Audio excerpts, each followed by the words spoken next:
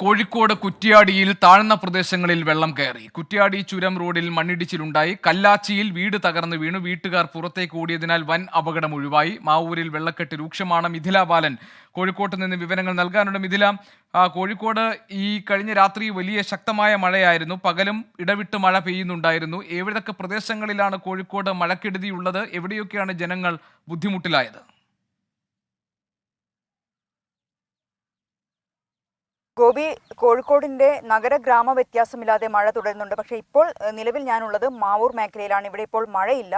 പക്ഷേ ഏതു സമയവും മഴ എത്താനുള്ള ഒരു കാലാവസ്ഥ തന്നെയാണുള്ളത്. നമുക്ക് ഇനി ദൃശ്യങ്ങളിലേക്ക് പോയാൽ കാണാം. ഇവിടെ 2 വീടുകളാണ് നമ്മൾ ദൃശ്യങ്ങളിൽ കാണുന്നത്. ഈ 2 വീടുകളിലാണ് മാവൂർ മേഖലയിൽ ആദ്യം വെള്ളപ്പൊക്കമുണ്ടായത്. ഈ കുടുംബങ്ങളെയാണ് ആദ്യം മാറ്റിപ്പാർപ്പിച്ചത്.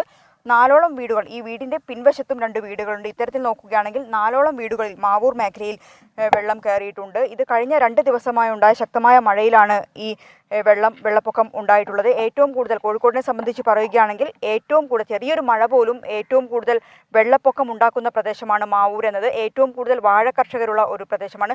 ഇന്നലെ നമ്മൾ കണ്ടതാണ്, കഴിഞ്ഞ ദിവസങ്ങളെല്ലാം നമ്മൾ വാർത്ത ചെയ്തതുമാണ്. ഒരുപാട് ഏക്കർ കണക്കിന് വാഴ കൃഷി ഇവിടെ നശിച്ചതിൻ്റെ ദൃശ്യങ്ങൾ, കർഷകരുടെ പ്രതികരണങ്ങൾ ഉൾപ്പെടെ നമ്മൾ റിപ്പോർട്ട് ചെയ്തതാണ്. മറ്റൊന്ന്, ഇന്നിപ്പോൾ എൻ്റെ കൂടെ ഈ പ്രദേശത്തുള്ള കുറച്ച് ആളുകളുണ്ട്. എങ്ങനെയാണ് ഈ ഭാഗത്ത് സ്ഥിരം മഴക്കെടുതി ഉണ്ടാവുന്ന ഒരു മേഖലയാണോ? സ്ഥിരം എന്ന് പറഞ്ഞാൽ പ്രധാനമായിട്ടും വെള്ളം ഉയരുന്ന സമയത്ത് ചെറുപുഴയിൽ നിന്നും പിന്നെ ചാലിയാറിൻ്റെ ഇവിടെ തോടുണ്ട്. ആ തോട് വഴിയാണ് വെള്ളം കൊണ്ട് വരുന്നത്.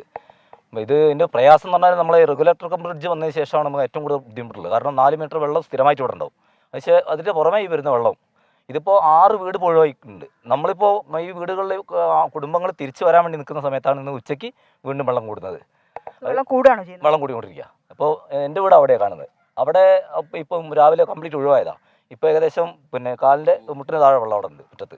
വെള്ളം എത്തുന്നതിന് മുമ്പ് തന്നെ വീട്ടുകാരെ ഒഴിപ്പിക്കാൻ കഴിഞ്ഞിട്ടുണ്ടായിരുന്നോ? ഇല്ല, ഇത് പ്രാവശ്യം അവിടെ 3 മണിയാകുമ്പോഴാണ് അപ്പുറത്തെ ലത്തീഫിൻ്റെ വീട്ടിൽ വെള്ളം കയറിയത്. ഇത് അസമയത്ത് വരുന്ന സമയത്ത് ഭയങ്കര ബുദ്ധിമുട്ടാണ്. കാരണം സാധനങ്ങളൊന്നും ഷിഫ്റ്റ് ചെയ്യാൻ കഴിയില്ല.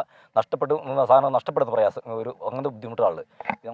സാധനങ്ങളൊക്കെ അതൊക്കെ മാറ്റിയിട്ടുണ്ട്. പിന്നെ എല്ലാവരും കൂടെ സഹകരിച്ചുകൊണ്ട് സാധനങ്ങളൊക്കെ എടുത്തുകൊണ്ടൊക്കെ എല്ലാവരും സഹായിക്കും. ഒരു കുടുംബം മേലെ ക്യാമ്പിലാണുള്ളത്. മറ്റത് അവരെ കുട്ടിക്ക് സുഖമില്ലാത്തതുകൊണ്ട് ക്യാമ്പിൽ നിൽക്കാൻ പറ്റാത്തതുകൊണ്ട് അവരെ ബന്ധുവീട്ടിലേക്ക് പോയതാണ്. കച്ചേരിക്കുന്ന് മേഖലയിൽ ഏറ്റവും കൂടുതൽ ബാധിക്കുന്ന ഒരു പ്രദേശം. അതെ, ഏറ്റവും കൂടുതൽ ഇവിടെ 2018-19 22 കുടുംബങ്ങൾ ഇതിൻ്റെ ഫലം ബുദ്ധിമുട്ട് അനുഭവിച്ചതാണ്. 18ഓളം ദിവസം ക്യാമ്പിലായിരുന്നു. ഇപ്പോൾ എത്ര കുടുംബങ്ങൾ മാറ്റിയിട്ടുണ്ട്? ഇപ്പോൾ മാറ്റിയത് പിന്നെ 6 കുടുംബങ്ങൾ മാറി. 6 കുടുംബങ്ങൾ മാറിയതിൽ ക്യാമ്പിൽ ഒരൊറ്റ കുടുംബം മാത്രമേ ഉള്ളൂ. ഞങ്ങൾ ബന്ധുവീട്ടിലാണുള്ളത്. അതുപോലെ തന്നെ ഈ അടുത്തുള്ള ആളുകളൊക്കെ ബന്ധുവീട്ടിലേക്ക് പോയതാണ്. ഗോപി, ഇതാണ് ഇവിടുത്തുകാരുടെ ഒരു പ്രതികരണം എന്നത്. ഇന്ന് രാവിലെ മുതൽ പെയ്ത മഴയിൽ ഏറ്റവും കൂടുതൽ ദുരിതം ഉണ്ടാക്കിയിട്ടുള്ളത് മലയോര മേഖലകളിൽ തന്നെയാണ്. പ്രത്യേകിച്ച് നാദാപുരം മേഖലകൾ ഉൾപ്പെടെയാണ്. കക്കയം ഡാമിൽ ജലനിരപ്പ് ഉയർന്നതിനെ തുടർന്ന് ബ്ലൂ അലേർട്ട് പ്രഖ്യാപിച്ചിട്ടുണ്ട്.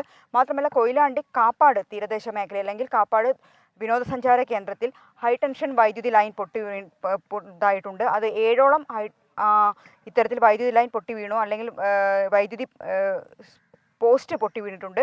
ഇതെല്ലാം തന്നെ വലിയ രീതിയിലുള്ള നാശനഷ്ടങ്ങൾ ഈ മേഖലയിൽ ഉണ്ടാക്കിയിട്ടുണ്ട്. കോഴിക്കോട് മാവൂർ മേഖലയിൽ നിന്നുള്ള വിവരങ്ങളാണ്. കോഴിക്കോട് അതിശക്തമായ മഴയിൽ പലയിടങ്ങളിലും വെള്ളം കയറിയിട്ടുണ്ട്. ആ ദൃശ്യങ്ങളാണ് ഇപ്പോൾ മിഥില ബാലൻ നമുക്ക് എത്തിച്ചത് കോഴിക്കോട്ട് നിന്ന്.